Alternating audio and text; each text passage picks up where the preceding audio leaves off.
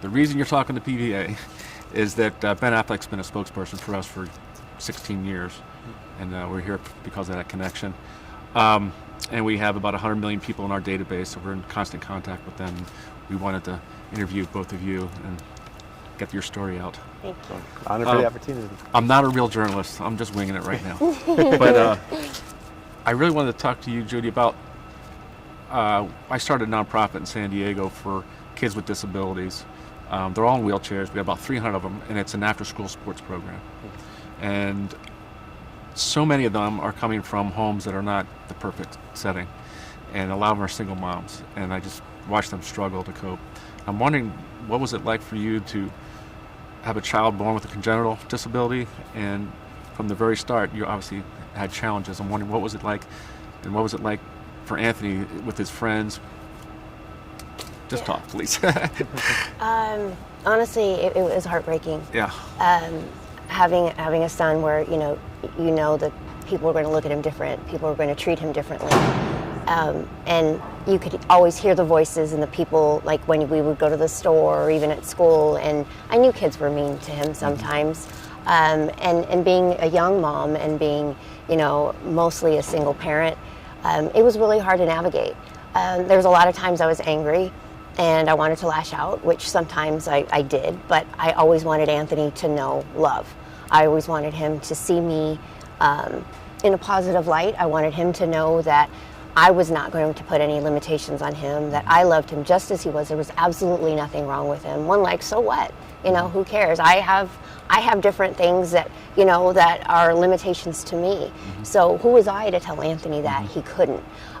So for other people to weigh that on him was really difficult and really hard.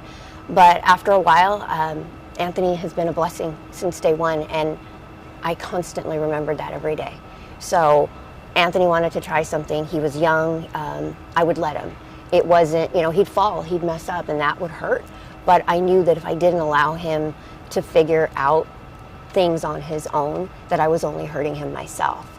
So trying to create him to be strong, I had to be strong myself. I had to be the example. So when people would say things, when people would act a certain way, I would make sure that I was giving the best example of myself, that I was going to rise above that. And I think that that's the advice that I can give moms is that, or parents, you just got to let them be who they are.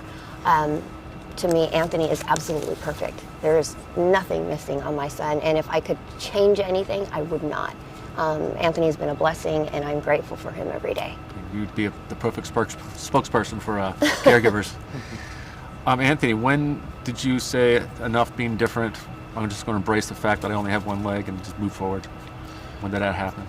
Yeah, I'd say that was kind of a constant battle growing up, because like my mom said, stepping outside the house, going to school, people would look at me differently and kind of treat me different. But I think once I got introduced to wrestling at 14, out here on a wrestling mat, it's just you and your opponent. So there's nowhere to hide. All eyes are focused on you. And, you think that might be strange, because I think for the longest time I just wanted to blend in and be like everybody else.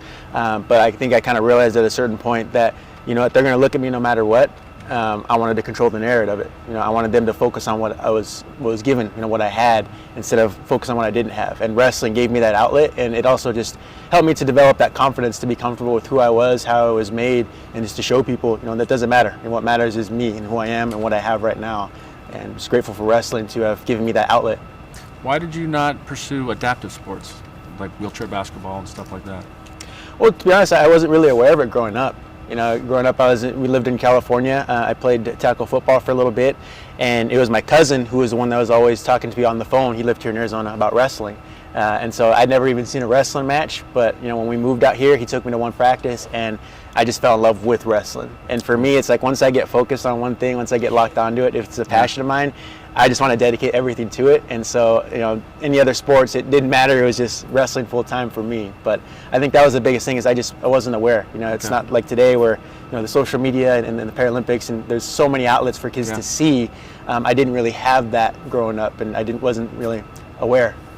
Well, thank you. Thank you very much for your time. I really do appreciate it, and good luck with the future. Thank you for your questions. Thank you. And anything that we can do ever to help out, please just let us know. Thank you. I appreciate that. Yeah.